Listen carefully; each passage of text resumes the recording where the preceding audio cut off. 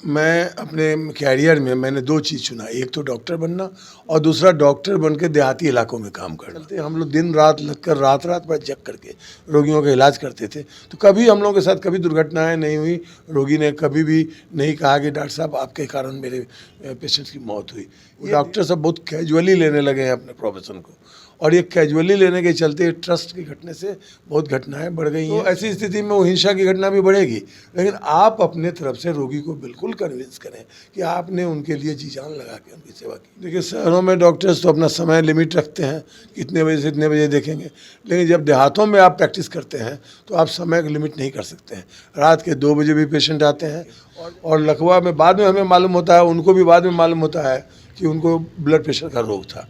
नमस्कार, आप देख रहे हैं D+ और मैं हूं आपके साथ निशान। इस वक्त हम मौजूद हैं बोरिंग रोड में और हमारे साथ मौजूद है डॉक्टर अजय कुमार, जो कि एक फिजिशियन है। तो आइए इनसे बातचीत करते हैं और बदलते मौसम के बारे में भी बातचीत करेंगे कि आजकल का जो मौसम है उसको लेकर के बात करेंगे कि आजकल के बदलते मौसम में कई सारी बीमारियाँ आ रही है, उनसे हम लोग कैसे बच सकते हैं। तो सबसे पहले तो स्वागत है सर आपका हमारे चैनल में D+ में।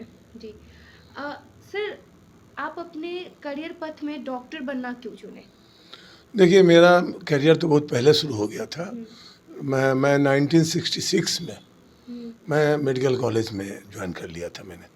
और मेरे पेरेंट्स जो डॉक्टरों को बहुत हाई रिगार्ड से देखते थे, यहाँ तक कि जब वो एक टीचर थे, वो स्कूल में प्रिंसिपल थे, उन्होंने देखा कि डॉक्टर्स का रोल समाज में कितना बड़ा है। खुद एग्रीकल्चर ग्रेजुएट थे वो, और देहात में वो प्रिंसिपल थे, और उन्होंने देखा उस समय तक देहातों में डॉक्टर नहीं पहुंचे थे। छपरा में जब वो पोस्टेड थे, छपरा ज़िला के देहात में, तो मेरा सबसे छोटा भाई, जब उसको पैदा होने की बात हुई तो मेरी माँ को बहुत ज़्यादा तकलीफ़ हुई, पेन आदि और ब्लड ब्लीडिंग आदि भी हुआ। उसमें गाड़ियाँ भी नहीं चलती थी उतनी, बैलगाड़ी पर ले करके छपरा ले गए, और एक लेडी डॉक्टर ने ऑपरेशन करके मेरी माँ का जान बचाया और मेरे भाई का जन्म हुआ। तो उस समय मेरे पिताजी ने कहा कि डॉक्टर्स का रोल समाज में इतना अच्छा है कि मैं 5 भाई हूँ, मैं अपने कम से कम 2 बेटे को डॉक्टर बनाऊंगा, 2 को इंजीनियर बनाऊंगा, और एक को जो बनना चाहे बनेगा। और उन्होंने इसके लिए हम लोगों की बात जब उन्होंने रखी, हम लोगों ने देखा कि डॉक्टर्स के चलते आज मेरी माँ की जान बची है। तो हम लोगों ने भी निर्धारित किया, मैं था सेकंड सन उनका, मैंने डिसाइड किया, पढ़ने में अच्छा भी था, कि मैं मेडिकल में जाऊंगा। और इस ढंग से मेरी मेडिकल के लिए इच्छा और प्रयास जो है शुरू हुआ, और मैं 66 में आर्ट्स ND किया, बहुत अच्छे नंबर से नेशनल मेरिट स्कॉलरशिप मिला मुझे, और मैं पटना मेडिकल कॉलेज में 66 में ज्वाइन किया। जी, ये तो आपने सही कहा कि ऐसा माना जाता है कि डॉक्टर्स को भगवान का दूसरा नाम कहते हैं, क्योंकि वो डॉक्टर्स ही होते हैं जो मरते हुए व्यक्ति को भी बचा लेते हैं। और सर, अभी तक में चिकित्सा जर्नी में जो आपका जो ये जर्नी रहा है डॉक्टर्स की, उसमें सफलता वाली कहानी एक बताइए कि किसी भी मरीज़ का आपने इलाज किया हो और वो मरीज़ जो उसमें जो सफलता पाई हो, जो आपको यादगार के रूप में होगा कि मतलब एक होता है ना कि उसमें यादगार होता है कि हाँ, उस पेशेंट को मैंने उस तरीके से डील किया था जिस वजह से वो अभी तक आपको याद होगा। जी हाँ, ये मैं अपने कैरियर में मैंने 2 चीज़ चुना, एक तो डॉक्टर बनना और दूसरा डॉक्टर बन के देहाती इलाकों में काम करना।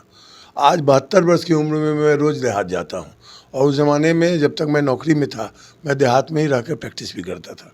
तो देहाती क्षेत्र में जब हम लोग काम करते हैं, तो जहाँ पर अब तो कुछ बढ़ा भी है हेल्थ सेक्टर, लेकिन उस समय देहाती क्षेत्र में हेल्थ में सेक्टर में कुछ नहीं था।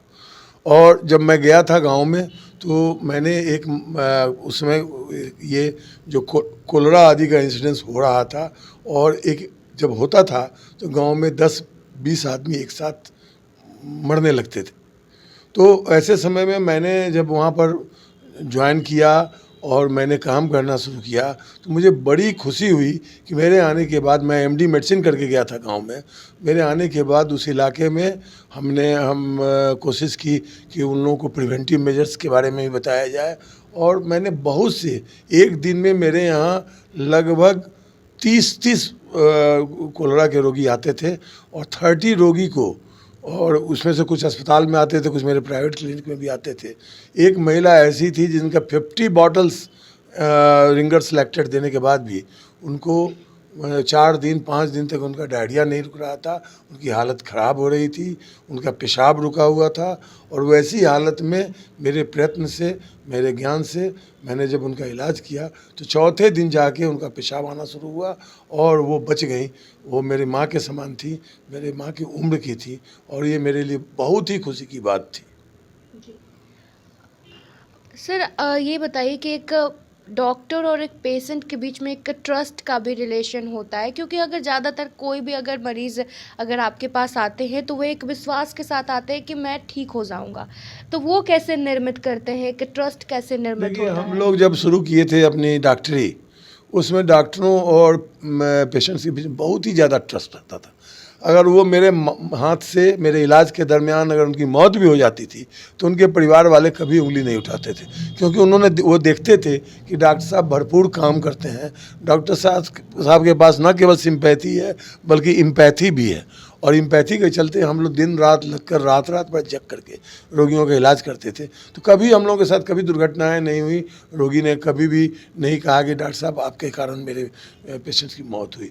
ये धीरे धीरे ट्रस्ट जो है वो अभी घट रहा है, और घटने में दोनों पक्ष का रोल है, केवल रोगियों का ही रोल नहीं है, डॉक्टरों का भी इसमें। वो डॉक्टर सब बहुत कैजुअली लेने लगे हैं अपने प्रोफेशन को, और ये कैजुअली लेने के चलते ट्रस्ट के घटने से बहुत घटनाएं बढ़ गई हैं, हिंसा की घटनाएं डॉक्टरों के खिलाफ, जो कि अच्छी बात नहीं है मेडिकल प्रोफेशन के लिए। इस ट्रस्ट को फिर से निर्मित करना होगा। हम अपने डॉक्टरों को कहते हैं, मैं बिहार हेल्थ सर्विसेज एसोसिएशन का अध्यक्ष था, मैं बिहार IMA का अध्यक्ष था पिछले वर्ष तक, तो मुझे ये बराबर मैं इस बात को कहता हूँ कि ये बात सही है कि समाज में जो अनुशासनहीनता बढ़ी है, उम्मीदें बहुत बढ़ गई हैं आपके प्रति, जितना पर आप खड़े नहीं उतर पाएंगे, तो ऐसी स्थिति में वो हिंसा की घटना भी बढ़ेगी। लेकिन आप अपने तरफ से रोगी को बिल्कुल कन्विंस करें कि आपने उनके लिए जी जान लगा के उनकी सेवा की। डॉक्टर, एक डॉक्टर होने के नाते और उसमें बहुत सारा तनावपूर्ण होता है, और तनावपूर्ण के साथ बहुत सारे प्रोफेशनली भी वर्क होते हैं, लेकिन एक एज अ डॉक्टर आप अपने निजी काम और अपने प्रोफेशन को किस तरीके से स्वस्थ संतुलित करके चलते हैं? क्योंकि कभी कभी अब डॉक्टर का एक ऐसा काम होता है कि आधी रात को भी अगर मरीज इमरजेंसी में आता है तो अपना नींद छोड़ के उनको आना पड़ता है, चाहे वो फेस्टिवल हो, हर जगह पे इमरजेंसी होता है तो जाना पड़ता है। तो अपने निजी कार्यों और प्रोफेशन के बीच में कैसे मेंटेन करते हैं? देखिए, शहरों में डॉक्टर्स तो अपना समय लिमिट रखते हैं, कितने बजे से इतने बजे देखेंगे, लेकिन जब देहातों में आप प्रैक्टिस करते हैं तो आप समय का लिमिट नहीं कर सकते हैं। रात के 2 बजे भी पेशेंट आते हैं, और जब आपने वहाँ क्लिनिक खोल रखा है तो आपको, आपके घर में भी हम लोग का क्लिनिक था बगल में ही, तो पेशेंट के लिए हम लोग को उठना पड़ता था और रात में भी उनके लिए सेवा करनी पड़ती थी। ये अब जहाँ तक परिवार की बात है, बहुत दिनों तक शुरू में तो हमने परिवार को भी रखा, लेकिन बच्चे जब बड़े हुए तो परिवार को मुझसे दूर होना पड़ा, क्योंकि मैं परिवार के साथ रहकर बच्चों के साथ न्याय नहीं कर सकता था। उन्हें मैंने पटना भेज दिया पढ़ने के लिए, और मैं वहाँ रह करके प्रैक्टिस करता था, और निश्चित तौर से परिवार के साथ रहने का जो समय होता है वो हम लोग के लिए कम हो गया। तो ये कंप्रोमाइज़ तो डॉक्टरों को करना पड़ता है। कभी भी डॉक्टर के परिवार, पैसा भले ही हम लोग कुछ दे दें, हम लोग से बहुत ज़्यादा पैसा दूसरे प्रोफेशन में लोग कमाते हैं, लेकिन पैसा हम लोग भले ही परिवार को दे दें, लेकिन परिवार को हम लोग बहुत ज़्यादा समय नहीं दे पाते हैं।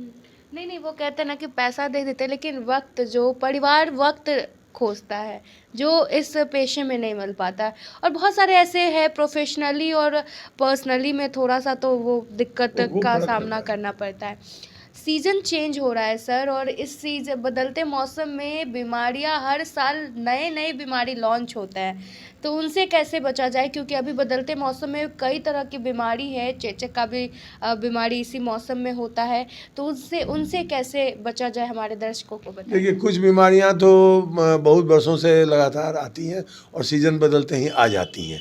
जैसे अभी जो बदलाव हुआ है ठंडा से गर्मी, और इस मौसम में ये सबसे ज़्यादा वायरल फीवर तो हर सीज़न में होता है, जाड़े का अलग है और गर्मी का अलग है। सीज़न चेंज के साथ अभी हम लोग सबसे ज़्यादा वायरल फीवर विथ फीवर, सर्दी खांसी के साथ देख रहे हैं। ये आम बात हो रही है। धीरे धीरे एक परिवार में हुआ तो उस परिवार के सभी लोग इफेक्टेड हो गए, और भी मोहल्ले के लोग इफेक्टेड हो गए, तो ये तो हो ही रहा है। लेकिन और थोड़ी गर्मी बढ़ेगी तो ये खसरा जिसको कहते हैं, मिजल्स कहते हैं या चिकन पॉक्स कहते हैं, ये सब भी आने शुरू हो जाएंगे। अप्रैल मई तक उन लोगों का भी आना शुरू हो जाएगा। उसके बाद इस मौसम में गर्मी के साथ ये जो बैक्टीरिया जो कि लूज मोशंस आदि पैदा करते हैं, पेट के बीमारियां पैदा करते हैं, वो बैक्टीरिया भी आना शुरू हो जाएगा। तो निश्चित तौर से गर्मी का सीज़न जो है, अगर इसके साथ बरसात भी शुरू हो जाए तो फिर टाइफाइड आदि आना भी शुरू हो जाएगा। तो ये मौसम को माना जाता है कि ये जो है वो इसमें बीमारियों का सीज़न होता है वो, और लोगों को जाड़े को, भले ही जाड़ा बहुत ठंडक पड़े, उसकी अलग बीमारियां होती हैं, और कोविड जाड़ा और गर्मी नहीं देख रहा था, लेकिन जाड़ा को फिर भी हेल्दी सीजन माना जाता है। जी सर, इस अभी जैसे कि आपने बताया कि बदलते मौसम से कैसे आजकल के यूथ खान पान में बहुत उनका जो रूटीन होता है, बाहर का खाना ज़्यादा वो लोग पसंद करते हैं। हमारे यूथ हो, हमारे बच्चे हो, ये उनसे कैसे बचा जाए, क्योंकि बाहर का जितना भी फास्ट फूड हम लोग उसका सेवन करते हैं, उस वजह से बहुत सारी बीमारियाँ, वो बीमारी का घड़ी बनता है, उससे कैसे बचा जाए? देखिए, इसमें कोई शक नहीं कि जो बाहर के फूड हैं वो इन्फेक्शन के भी जरिया हैं, और साथ साथ वो जितने भी वो मैदे का या ऐसे कुछ सामान बनते हैं जिनसे बच्चों को कंस्टिपेशन भी डेवलप कर जाता है, उनका पेट साफ नहीं होता है। और वो आज तो सरकार ने भी इसको, जो मोटा अनाज है, मिलेट्स के बारे में बहुत बड़ा अभियान चला रखा है। डॉक्टरों ने बराबर कहा है कि ये जो मड़ुआ है, ये जो मक्का है, ये जो जौ है, इन चीज़ों का जो भोजन होगा वो उसमें कार्बोहाइड्रेट के अलावा रफेज बहुत होते हैं। तो ऐसा खाना खाने से आदमी का पेट भी साफ होगा, बॉवल का मूवमेंट बढ़िया होगा, और इनमें विटामिन्स और मिनरल्स बहुत ज़्यादा होते हैं, प्रोटीन भी बहुत अच्छे होते हैं इसके। तो इन खानों को खाने से ये निश्चित तौर से, और जो हम फास्ट फूड खा रहे हैं, इसमें हम लोग देख रहे हैं कि बच्चे का न केवल शरीर में बीमारी आ रही है, लेकिन मन में भी बीमारी आ रही है, क्योंकि उनका मन भी उतना स्वस्थ नहीं रह पा रहा है जितना शरीर की बीमारी रह रही है। जी सर, अभी क्या हो रहा है कि एक नॉर्मल से नॉर्मल बीमारी में लोग की डेथ हो जाती है, ब्लड प्रेशर भी ज़्यादा लो हो जाता है तो डेथ हो जाती है, हाई हो जाता है तो डेथ हो जाती है, अगर शुगर भी बढ़ जाता है तो मतलब छोटी से छोटी बीमारियों में भी, हालांकि ये बीमारी तो बहुत बड़ी है, लेकिन नॉर्मल वे में अगर ब्लड प्रेशर अगर किसी इंसान को लो होता है उसमें भी डेथ हो जाती है। उन सब चीज़ को कारण क्या है? देखिए, हम लोग बराबर अवेयरनेस करते हैं कि ये ब्लड प्रेशर और डायबिटीज़ को छोटे में नहीं आके, बीमारी बहुत लगेगी कि साधारण है। हमने देखा है और हम लोगों ने देखा है, इसकी जानकारी है कि ब्लड प्रेशर और डायबिटीज़ ये डिटेक्ट होने के पहले हैवॉक क्रिएट कर सकता है। जैसे बहुत से पेशेंट हमारे आते हैं लकवा लेकर के, और लकवा में बाद में हमें मालूम होता है, उनको भी बाद में मालूम होता है कि उनको ब्लड प्रेशर का रोग था। तो ब्लड प्रेशर में बहुत दिनों तक पता भी नहीं चलता है, थोड़ा बहुत सिम्टम, सर दर्द या ये सब कुछ हुआ तो रोगी नहीं समझ पाता है कि हमको ब्लड प्रेशर है, कभी डॉक्टर से जांच नहीं कराता है, और जब लकवा मार देता है या हार्ट अटैक हो जाता है तब उसको मालूम होता है। इसलिए छोटी बात नहीं है ये, आप इसको, ये स्क्रीनिंग होनी चाहिए इसकी। उसी ढंग से चीनी का भी स्क्रीनिंग होना चाहिए। चीनी भी उसी ढंग की बीमारी है कि आदमी को है, आदमी टॉलरेट करते जाता है, और एक ऐसा समय आता है कि उसका किडनी फेल हो जाए, और किडनी फेल होने के बाद जब उसकी परिस्थिति बदलती है, जब डॉक्टर के यहाँ जाता है तब देखा जाता है कि उसका ब्लड शुगर बहुत बढ़ा हुआ है। इसलिए छोटी छोटी बीमारियाँ नहीं है, कोई भी बीमारी जो है वो जो बढ़ने वाली बीमारी है, जिसके बहुत ज़्यादा इफ़ेक्ट्स होते हैं, उन बीमारियों को छोटा नहीं आंकना चाहिए। और बीमारियों का एक ख़ास उम्र के बाद, 40 वर्ष की उम्र के बाद ब्लड प्रेशर, डायबिटीज़ है ना, चर्बी आदि जो शरीर में बढ़ जाती है, उसका जो है वो रेगुलर स्क्रीनिंग होना चाहिए। और स्क्रीनिंग के साथ टारगेट ऑर्गन्स का भी स्क्रीनिंग होना चाहिए, कि जैसे हाई ब्लड प्रेशर के लिए हार्ट और ब्रेन जो है वो टारगेट ऑर्गन है, उसे डायबिटीज़ के लिए भी आपको किडनी आदि जो है टारगेट ऑर्गन है, उसको नुकसान पहुंचा सकता है। तो वैसे ऑर्गन्स को जो है जांच करके डॉक्टर को देखना चाहिए कि बीमारी किस स्वरूप में है। सर, ये तो बात हो गई बीमारी की, लेकिन बिहार एक बड़ा राज्य है, लेकिन स्वास्थ्य व्यवस्था के नाम पर यहाँ सिर्फ दिखावा होता है।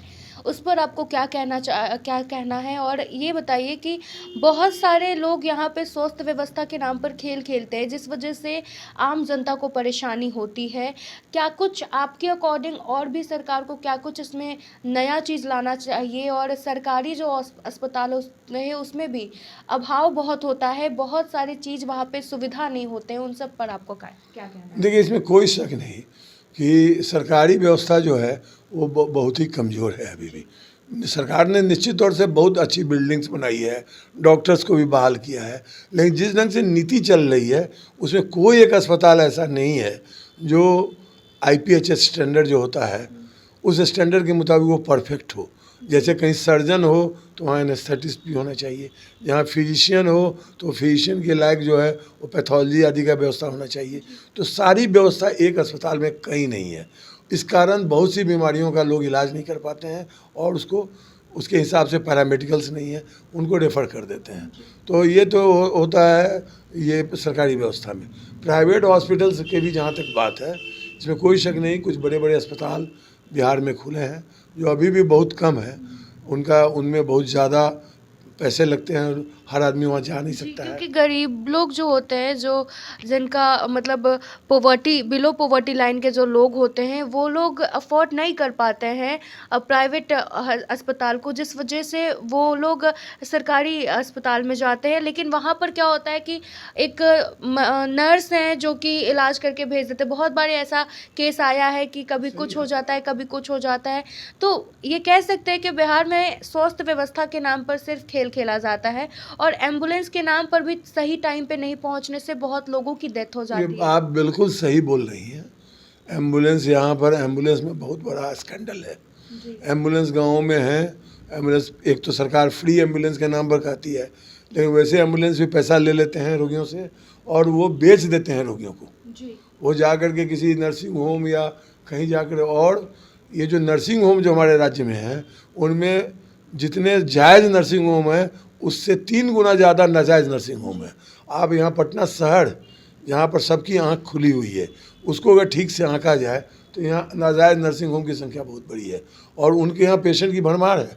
क्योंकि भरमार है कि चूँकि एम्बुलेंस वाले को वो पैसा देते हैं और पेशेंट ले लेते हैं। इस बोर्डिंग रोड में कई नर्सिंग होम ऐसे हैं जिनमें पेशेंट को पैसा से खरीद लेता है और जैसे ही पेशेंट आता है उसको ICU नाम से धकेल देता है। उसके पास कोई ICU का कोई इंफ्रास्ट्रक्चर नहीं है, न डॉक्टर है न उसके स्टाफ है, लेकिन वो ICU के नाम पर समझना। और हमारी जनता इतनी पिछड़ी हुई है ज्ञान और सब कुछ के मामले में कि वो नहीं समझ पाती है। तो इस सरकार को जो ये नीम हकीमी है, गलत लोग जो मेडिकल प्रोफेशन के नाम पर ठग कई रहे हैं। सारे ऐसे भी हॉस्पिटल है सर, बड़े बड़े नामी अच्छे गुडविल वाले, जिनके यहाँ भी ये सब धांधली होती है। पेशेंट कब का डेथ कर जाता है, लेकिन पैसे की वजह से वो लोग उनको ICU में वेंटिलेटर पे रखते हैं। देखिए, अच्छे बड़े अस्पताल जो यहाँ पटना में है उनमें ऐसा नहीं होना चाहिए, लेकिन कुछ बातें आती हैं क्योंकि डॉक्टर्स अस्पताल एक जो अस्पताल हैं वो बड़े बड़े जैसे उनको डॉक्टर्स नहीं चलाते हैं, लेकिन डॉक्टर्स का ओनरशिप नहीं है, उनको बिजनेसमैन चलाते हैं। तो बिजनेसमैन अपना घाटा सहना नहीं चाहता है। कोई रोगी मरा तो चाहता है कि हमारा पैसा जो है वो आ जाए, उसको छोड़ देना है। और अगर आपको पैसा नहीं दिया है तो आप उसके बाद जो है वो सिविल मुकदमा करके या उसको नोटिस दे करके आप उसको बाद में ले लें। ये बात सही है। बहुत से अस्पताल बहुत कोशिश करते हैं कि बीच बीच में लेते रहें, थोड़ा कम घाटा हो अगर मौत सीरियस पेशेंट्स में। लेकिन ये बात आप जो बोल रही हैं कुछ हद तक सही हो सकता है लेकिन ये तो बहुत बड़ा अन्याय है कि पेशेंट मरा हुआ है और उसमें ICU में रखा रहने के नाम पर उसका बिल भर रहा है। ऐसा हम लोगों ने सुना है, लेकिन जब भी पता लगाया तो मालूम हुआ कि वो नीम हकीमों का अस्पताल था। जी सर, और अब आखिरी में हमारे दर्शकों को क्या संदेश देना चाहते हैं और बदलते मौसम में वो कैसे बचे, अपने आप को कैसे स्वस्थ रखें, आखिरी में हमारे दर्शकों को बताएं। देखिए, बदलते मौसम के मामले में है कि आप महसूस कर रहे हैं कि गर्मी आ गई और आपने ठंडे कपड़ों को हटा दिया, ये अनुचित है। आपको अभी इसी समय खासकर ठंडा लगने का गुंजाइश रहता है और एलर्जी आदि, और आपको नाक में पानी आना, खांसी होना, बुखार होना, मुझे भी कुछ हद तक हो गया है। तो मेरा कहना का मतलब है कि आप इसके प्रति सतर्क रहें। मौसम बदलने के समय खासकर सतर्क रहें। इस समय दम फूलने की बीमारी भी आ सकती है, जिस बीमारी के मामले में हुआ। एक आम संदेश हम डॉक्टरों को देना चाहते हैं कि डॉक्टर, हम अगर डॉक्टर हैं, हमारे पास कोई दवाई नहीं है, आला है भी नहीं है, और हम कहीं हैं, अगर आपको कोई तकलीफ़ है तो डॉक्टर से सलाह लें कि हमको क्या करना चाहिए। अगर जेन्युइन डॉक्टर और नाजायज़ डॉक्टर में फ़र्क करना शुरू करें कि एक नीम हकीम सलाह आपको देगा अपने स्वार्थ से, एक डॉक्टर जो आपके गांव में है या अस्पताल में बैठा हुआ है, आप अपना, पहले ये विदेश में भी होता है, इंग्लैंड का जो मेडिकल पैटर्न है कि वहाँ पर हर आदमी को एक काउंटी में या गांव में वहाँ डॉक्टर्स फिक्स्ड है कि उस एरिया के लोग वहीं जाएंगे। तो आप अपने डॉक्टर से सलाह लें कि ये क्या बीमारी हो सकती है और कहाँ मुझे जाना चाहिए, किस स्पेशलिटी में जाना चाहिए। ये एम्बुलेंस वाला आपको नहीं बतावे और नीम हकीम नहीं बतावे, क्योंकि नीम हकीम ऐसे जगह आपको भेज देगा जहाँ आपका पूर्ण शोषण होगा। आप तो पहले ही आपके नाम पर वो पैसा ले लिए रहेगा, इसलिए आपको वो नुकसान तो होना ही है वहाँ जाना। इसलिए हमेशा एक क्वालिफाइड डॉक्टर के पास इलाज करावें या ना करावें, उनसे सलाह जरूर लें। तो ये थे हमारे साथ डॉक्टर अजय कुमार, जो कि एक फिजिशियन थे। तो बहुत बहुत धन्यवाद सर, अपने कीमती वक्त से हमारे साथ जुड़ने के लिए। और इसी के साथ मैं निशा, हमारे सहयोगी आदित्य के साथ D+।